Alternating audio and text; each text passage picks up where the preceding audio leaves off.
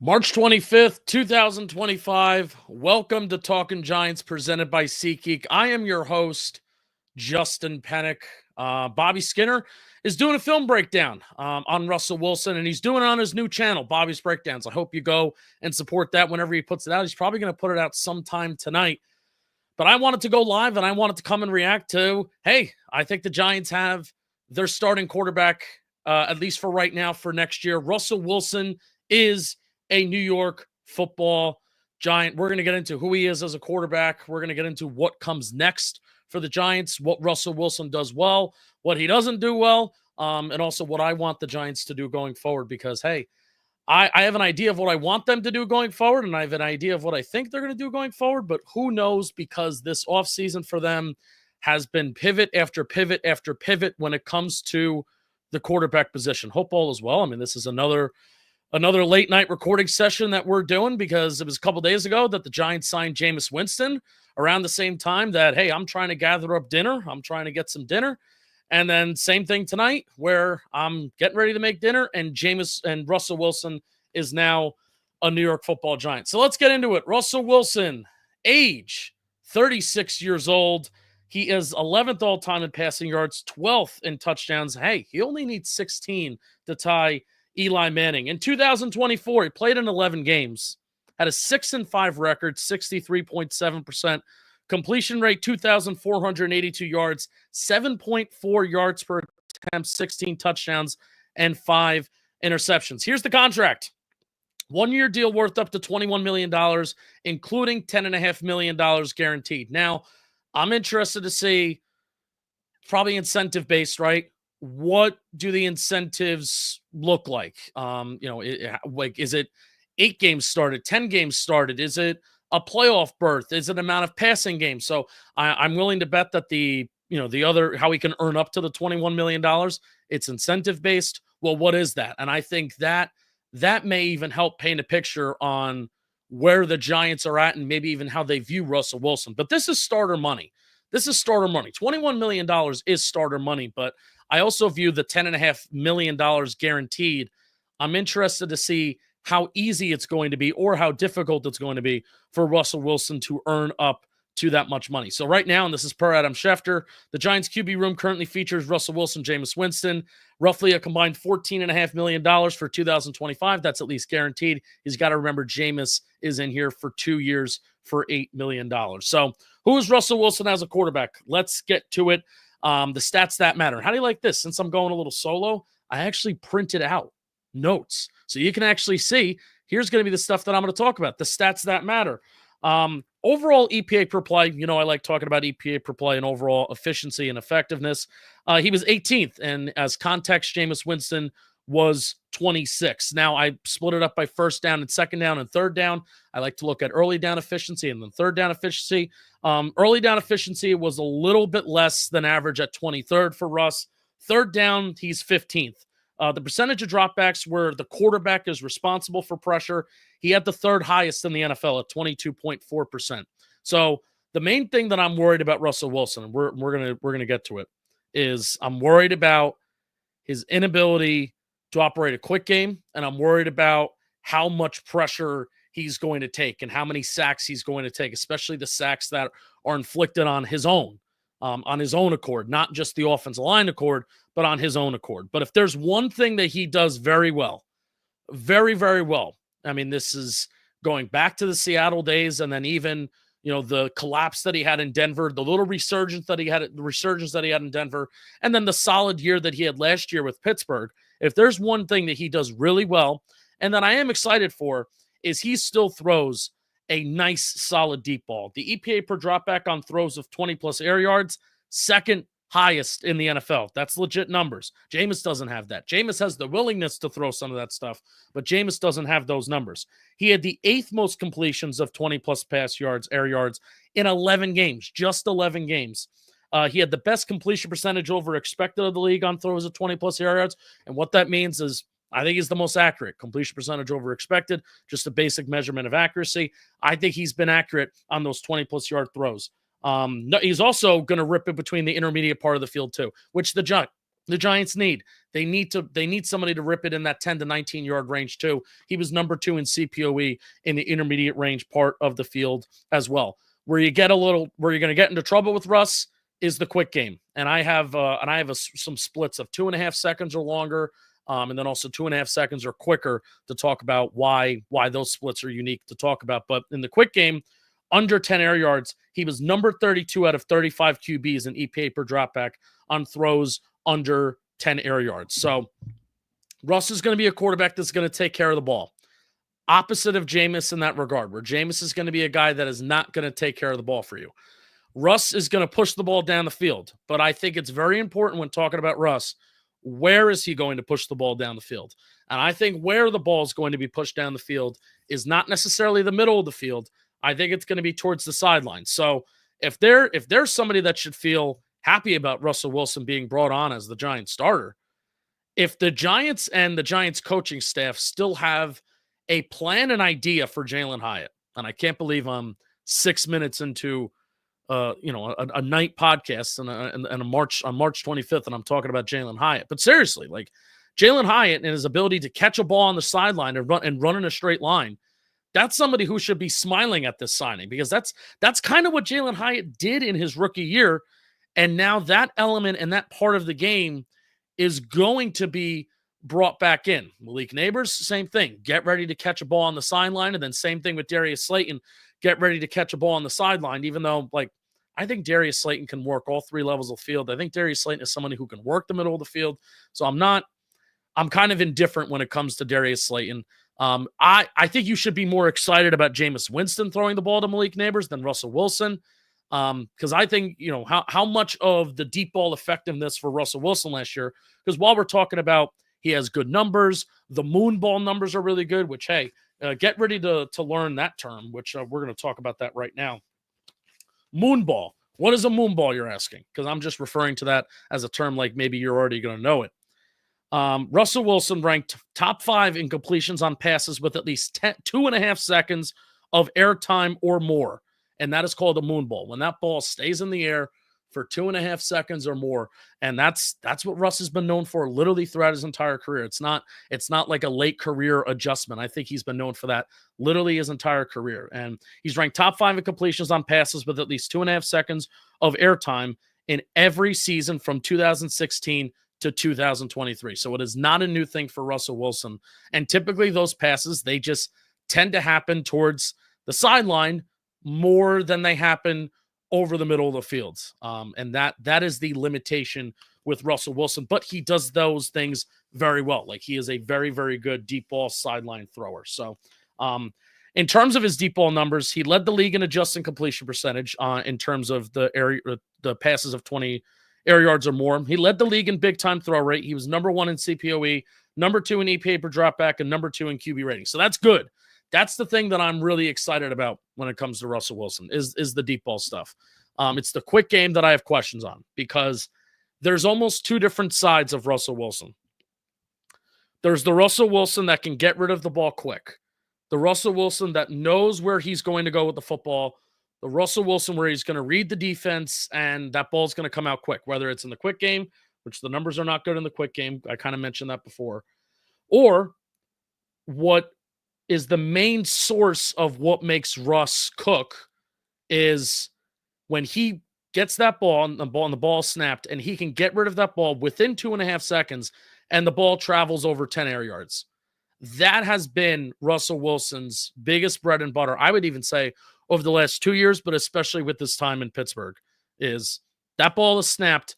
That ball is out of his hands within 2.5 seconds, and it's traveling more than 10 air yards, which that's the kind of stuff that you saw with Tyrod Taylor in operating at Giants quarterback in 2023, where Tyrod Taylor's like willingness to throw the ball deep kind of was just a pre-snap decision of, I'm going to let Jalen Hyatt give him an opportunity to make a play on the sideline, or I'm going to give Darius Slayton an opportunity to make a play on the sideline. So that's where I feel like, while, again, these numbers are good, I think there's more to it, where Russell Wilson, I think, is a limited quarterback, limited quarterback, where he is not going to challenge all parts of the field or all areas of the field, I think is probably the better word. Where like a guy like Jameis is going to challenge all areas of the field for better or for worse. But the main difference between the two is that Russell Wilson is going to take care of the ball. And Russell Wilson is genuinely just a better quarterback. But we've had quarterbacks over the last couple of years that take sacks, which I don't love.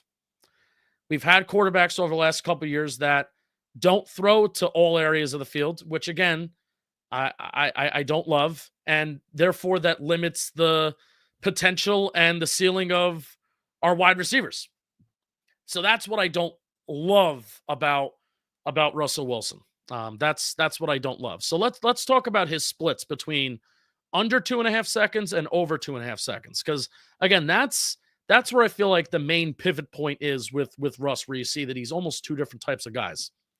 His accuracy under 2.5 seconds is pretty good, where you have the CPOE is 8th, and the EPA per dropback under 2.5 seconds when he releases the ball under 2.5 seconds, it's 7th.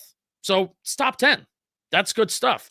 But my overall theory is that you see like so many of Russ's explosive plays are get ball, release ball, get ball, release ball, get ball, release ball, where I don't necessarily think it's the quick game like we typically think, the quick game being 0 to 10 yards and like some of the quicker stuff that you do on first down. I think the quick game for Russ, in a way, is the big stuff, which typically you don't see in a lot of quarterbacks. Now, when Russell Wilson holds on to the ball for longer periods of time, this is when, as Giants fans, we're going to watch this, and I think we're going to get frustrated, and I think this is when we're going to be biting our nails and getting anxious. When Russ holds onto the ball for longer than 2.5 seconds or more, he's 20th in CPOE, and out of 35 quarterbacks, he's 33rd in EPA per dropback. And the biggest thing that I don't love is that he holds onto the ball for 2.5 seconds or longer, and he has the 3rd highest sack rate when he does so. That's going to be the thing that we don't love. And as we're hoping and praying every single year that the offensive line's performance is relying on Andrew Thomas's health, and that if he goes down, what happens to the line and what happens to the effectiveness of the line? Because you saw for the first part of last year that the offensive line actually looked pretty damn good, and then he goes down and it kind of gets to not an abysmal spot, but it gets to just a worse spot. We're going to be bringing in another quarterback that doesn't deal with pressure well, or invites pressure just with his play style. And that's what we don't like. And that's the thing that I think is just going to frustrate us the most as Giants fans. So, so that's what I got on who Russ is as a quarterback. Now, in terms of going forward for them, again, I have a good idea on what I want the Giants to do at this point. Now that they have Russ, now that they have Jameis, I'm going to feel way more confident about the future of the franchise if they take Abdul Carter or Travis Hunter over Shedeur Sanders. I think Cam Moore is the only one where if he's there, which I am operating under the full-on impression until the Tennessee Titans fully say otherwise or fully give an indication otherwise, Cam Ward is a Tennessee Titan. I mean, all they have to do is just call the league office and confirm it. I don't see there being a world where Cam Ward is a Giant, and not out of I don't want it, and not out of probably Joe Shane and Brian Dable. Probably they want it, but the Tennessee Titans have done a good job of operating this offseason like they are going to add a young quarterback to the mix. They signed Kevin Zeitler. I think they signed some other linemen too. There's a solid infrastructure for Cam Ward to possibly have some success if he is going to have success in the NFL. So Cam Ward is a Tennessee Titan. So I am going to feel more confident about the future of the New York Football Giants if they take really one of the two blue chip players in this draft. You can make an argument that Cam Ward is one. I think you can make an argument that Ashton Genty's one. The defense tackle from Michigan is another one of them, but Mason Graham. But I think Abdul Carter and Travis Hunter are the two blue chip players in this draft.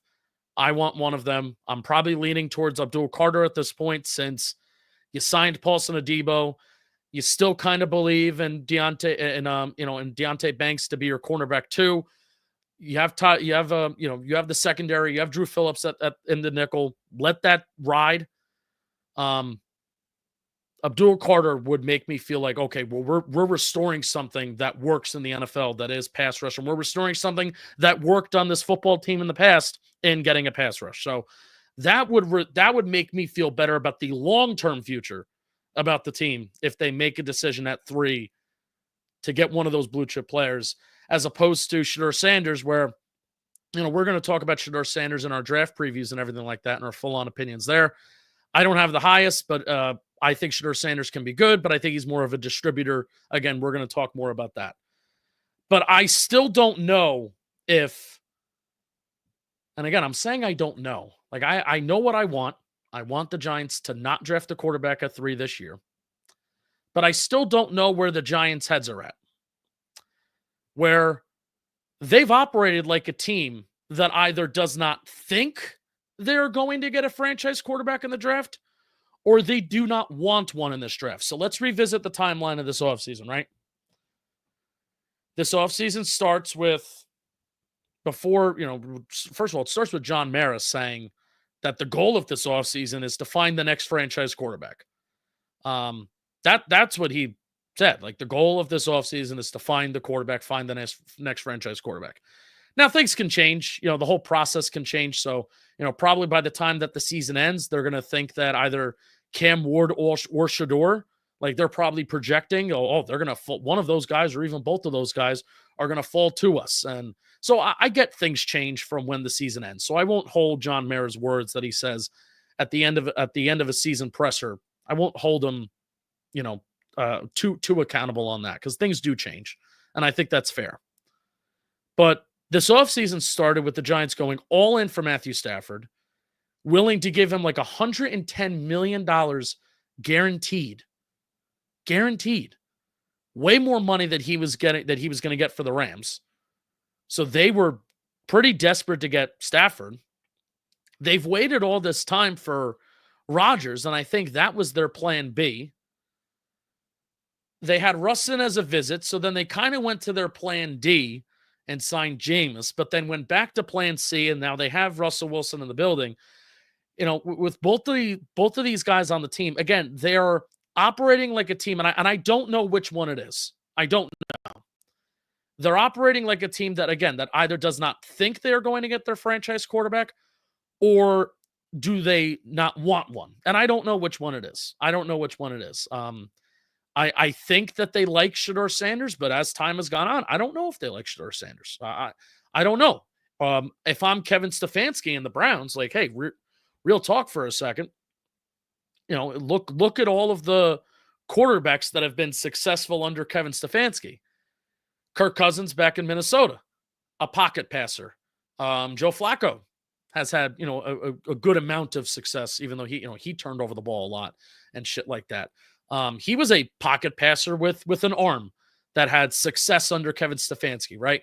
All of the quarterbacks that they've worked, Baker's another one where more of a pocket passer. All the quarterbacks that Kevin Stefanski has kind of had success with are more or less pocket passers that are efficient distributors. And that's what I think Shedeur Sanders can be in the NFL, an efficient distributor of the ball. I don't view him as this perfect modern day NFL quarterback that's an improviser and has this rocket huge arm. And I think that's fine. I think that's fine for a team if that fits. And I think that could fit what Kevin Stefanski kind of wants to accomplish and what he's accomplished with past quarterbacks. So if I'm the Browns and even Andrew Berry and Kevin Stefanski, the best way to buy time and kind of bypass the whole Deshaun Watson disaster is to draft Shedeur Sanders. But this isn't talking Browns. This is talking Giants.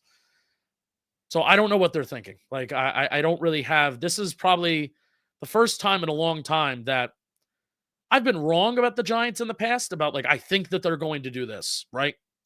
I think that they're going to do that. And I usually have a pretty good feeling and indication on what I think that they're going to do. I don't here. Like, they could still very much take Shedeur Sanders with the third pick. even with Jameis and Russ on the team. I think they could. I don't necessarily agree with that. But none of these contracts are really preventing them from doing that. And I mean, even Jameis's contract, I think 2 for $8 million. You know, I even looked on Over the Cap. The cap details aren't really fully. They're not even fully updated yet. And if I missed it, I'm sorry on how that contract is broken down. But I mean, I don't think the Giants would cut Jameis Winston in training camp. But I mean, if it gets to a point where they got to eat a couple mil for a two-year, $8 million contract where we don't even know how much of it is guaranteed yet. If the Giants draft the rookie quarterback and they feel like he could be their number 2 guy, Jameis can be traded, or he can even be traded. I don't think that that contract is preventing you from doing that. So I don't know, man. It's a weird spot for me where I know what I want. I know what I'm rooting for. I'm rooting for a generational player, either a Travis Hunter or an Abdul Carter. And I lean closer to Abdul Carter because I think that could transform this defense and this team into like what really matters in the NFL. I think you're seeing a resurgence of the pass rush, and you're seeing a resurgence of every team is wanting to put so many resources into their O-line and D-line. And I think you're seeing it on almost the way that Patrick Mahomes has lost both of his Super Bowls in his NFL career. It's been kind of solely on his O-line, and how teams have won Super Bowls in years past is because these pass rushers just come alive in the postseason and they take over, like you saw the Philadelphia Eagles do really on both sides of the ball, their O-line and D-line. So now everybody wants to replicate that. So, I mean, a pass rusher, Brian Burns, Abdul Carter, Kayvon Thibodeau, Dexter Lawrence, and I think even drafting another interior guy in this year's draft, there's a lot of good interior guys. That's something that gets me pretty damn excited. So, Russell Wilson. I'm going to get to the chat. I've been talking and yapping for almost 22 minutes now. Not looking at the chat. This is going to go up on the podcast feed. I hope you're enjoying it. So Carter Graham is where Nova's at. Let me know where you're at in terms of who do you want at 3? Am I crazy for? I'm not dismissing Shedeur Sanders. I'm just simply saying that I don't want Shedeur. And again, we're going to have a quarterback draft preview, and we're going to talk all about Shedeur and the pros and the cons and everything like that. So a lot of people are saying Hunter. You know what? So this is the last tweet that I have as I let people kind of chat, and we'll talk for a little longer. But I can't believe like the type of quarterback room that the Giants are going to have. It is going to be so different. I mean, I have the jersey of Eli Manning behind me as a backdrop for every single episode that I do from this room. I cannot believe the quarterback room that we're going to have, that going from Eli Manning for 15 plus years, right? And 15 years. And then going from Daniel Jones to the last 6. That's over 20 years of just bland, vanilla, just nothing personality-wise. We are now going to the direct dichotomy of Jameis Winston and Russell Wilson, who also, by the way, I don't think Jameis and Russell Wilson could be any different personality-wise either. Jameis is loud, and Jameis is going to pump you up, and not that Russ can't do that, but I think Russ is a little bit more reserved, and I think Russ is corny as hell. Jameis, in a way, is kind of corny as hell, but people love it. Like, the locker room loves it and shit like that. I'm so excited to see the dynamic of just how this shit works out. And then, yeah, there's Tommy DeVito, who's Italian. Just, man, in a way, I'm rooting for, let's add Shedeur Sanders to the mix too. And that personality. So, and Arch we trust in 2026. You know what's funny? I tell the story of, remember COVID, where Arch Manning committed to Texas, and we're like, oh well, wouldn't it be funny? Wouldn't it be funny if he somehow ended up in blah blah blah blah? Now it's no longer like a joke and a meme. It's like, yeah, like kind of. It's a reality, and it's a world that we're living in. So, how do you like that? Mr. Unlimited. Thanks for the super chat. Trade back, get Graham, extra pick, and run defense fixed. I don't know about trading back. Again, I think it's got to, especially if two quarterbacks go 1 and 2. I don't know if you're going to find somebody to really want to trade up for a good package for one of them. But again, I have an idea of what I want for pick 3. Trading back, it becomes such like a 2S to tango, and then you have to think of the trade package and shit like that. I always think just saying trade back. If it happens, great, and we'll see the package, and then I'll react from there. But it's always easier just to say trade back without fully knowing what really the package is. So, yeah. Yeah, so I think that's all that I got. I kind of yapped for 25 minutes. I'll take some more. I'll take some more chats. I'm seeing Hunter. I'm seeing Carter. Milrow in the third. This is Sean. Thank you for the super chat. This is something that I'm becoming a lot more comfortable with. Like if there's like a developmental quarterback, hey, like, Kyle McCord, some of those throws look kind of nice. Have I watched Kyle McCord yet? No. Jalen Milrow, if Brian Daboll feels like this is a guy that you want to take on as a project, sure.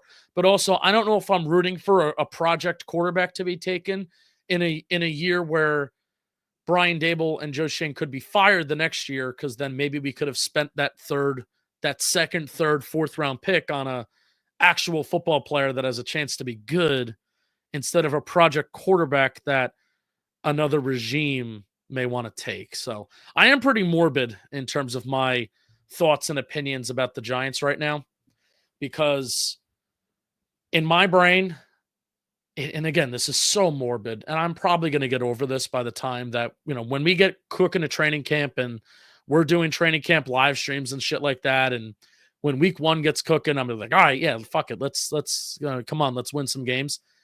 Right now, I am operating with the full on intention that Joe Schoen and Brian Daboll are going to be fired after this year, because I just don't believe in what they're doing. I like the offseason. Believe it or not, I like the offseason that we've had. I even like, for what it's worth, I like adding Russ and Jameis for no future costs. Like it really, like Russ is literally for 1 year and Jameis is 2 for $8.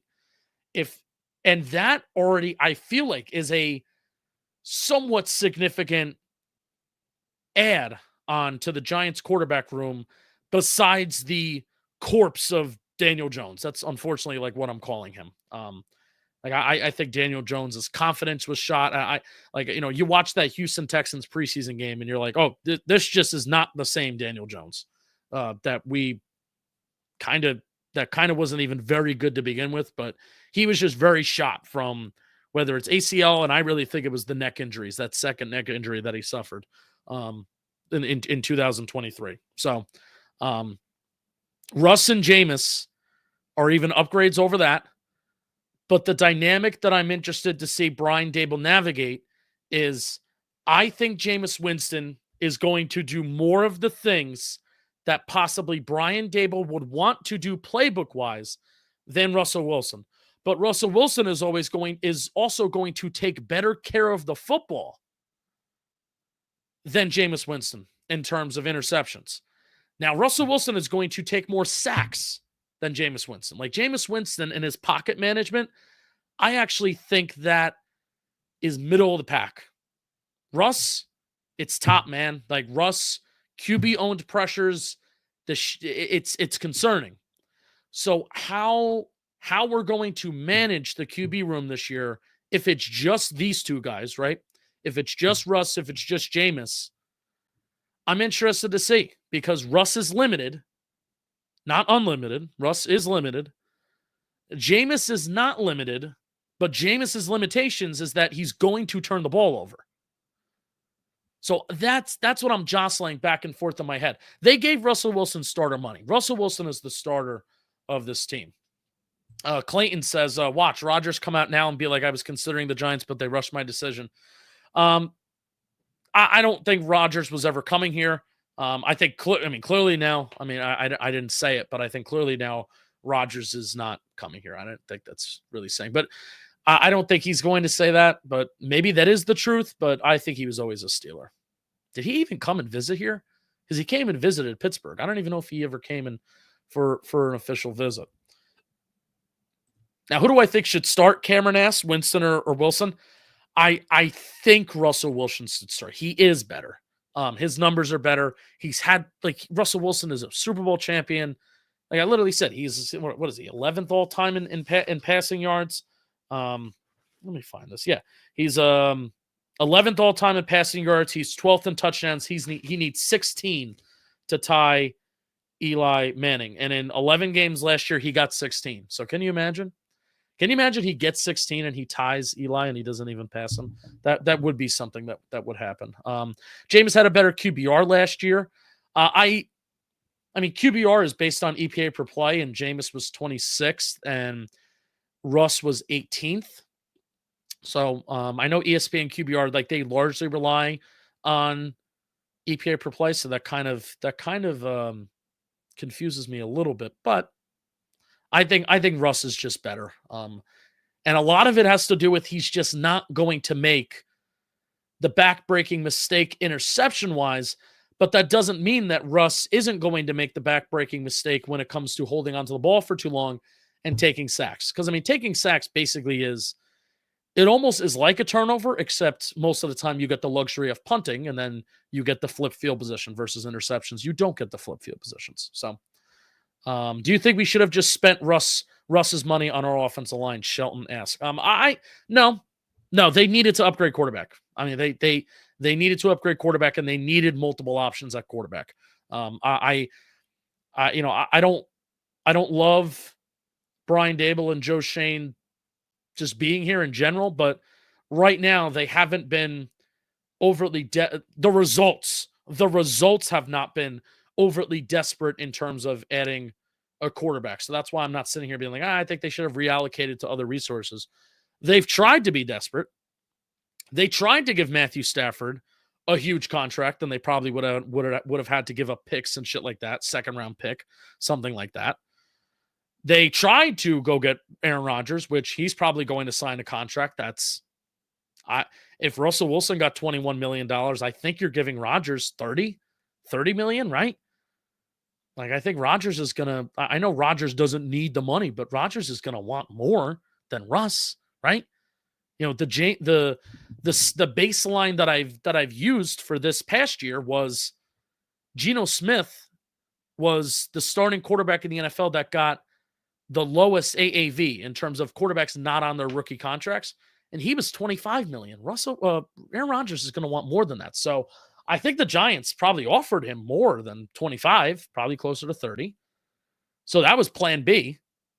And I think this is plan C and D. And I like the results. The process is they've swung and missed twice, and they landed something. And they bunted just to get the first base. I don't know, fucking baseball analogy. Baseball's back. Baseball's back, and it's better than ever.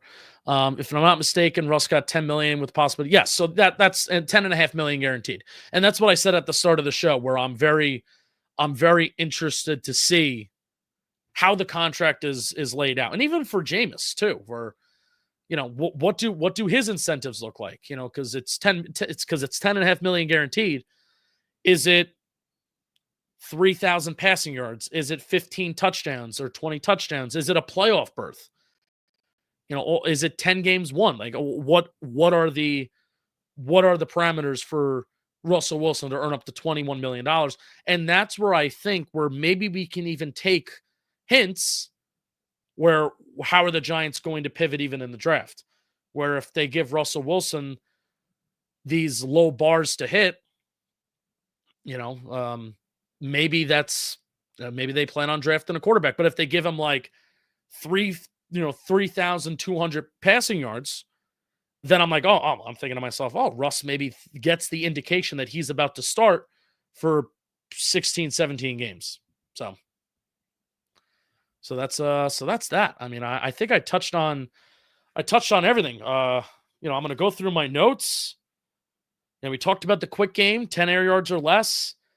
I'm concerned about the quick game. I'm concerned that he has the 5th lowest EPA per dropback when he throws the ball 10 yards or less. He has the 8th lowest CPOE, the 5th most time to throw. And that's where he can take a lot of sacks, is when he's holding onto the ball for a very long time. I mean, that's not a shocker. That's kind of like with a lot of quarterbacks, but Russ just has the tendency. He has the third highest sack rate when he holds onto the ball for 2.5 seconds or longer. But Russell Wilson's quick game is kind of getting the ball out quick and throwing it deep. That's kind of his quick game. So how is Brian Daboll going to adjust and let Russell Wilson do that? And I'll be real.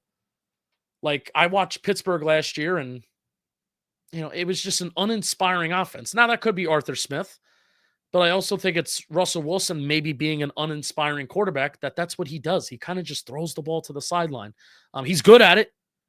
His numbers are awesome. His deep ball numbers are great. When he throws the ball between 10 to 19 yards, those numbers are awesome. But, like, I still felt like, I don't know, I'm watching it's kind of like an uninspiring, limited quarterback. And that's my main concern with Russ. So we have the QB that throws away the most and the QB that throws away the least. Doug, I'm not kidding, man. I'm not kidding. No lie. I figured this probably isn't a good tweet tonight, but I'm glad that you brought that up. Doug Analytics brings up the fact that I think Jameis Winston threw the ball away 4 times last year, which was insane. I think it was one. I have the stat for you right now. Hold on.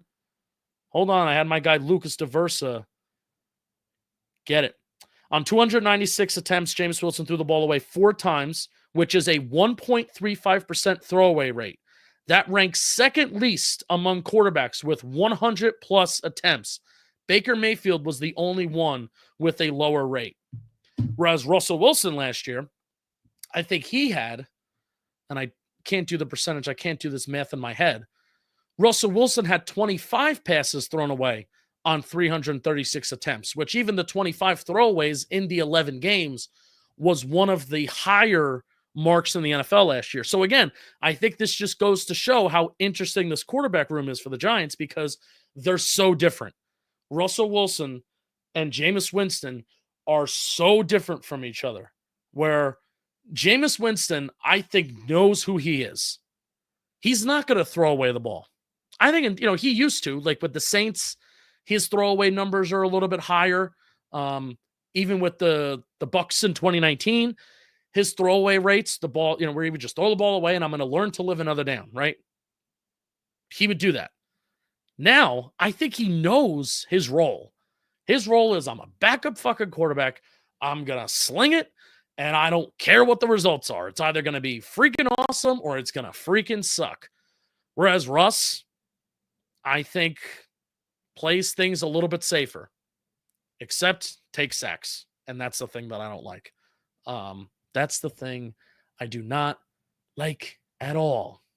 I hope everybody liked this. I hope everybody appreciated it. I thought I was going to wind down with when I was only 20 minutes in, but then I think I found a way to pull out an additional 20 minutes. So I hope everybody enjoyed this. Again, go watch Bobby's breakdown on Bobby's Breakdowns. He's working on the Russell Wilson film breakdown right now. That's why he's not here. So go support Bobby's Breakdowns. It's a new channel. Figured we would throw that breakdown on there to help grow it. He's going to kill it with draft breakdowns and stuff like that. So we'll see you when we see you. Appreciate you. And until then, let's go Big Blue.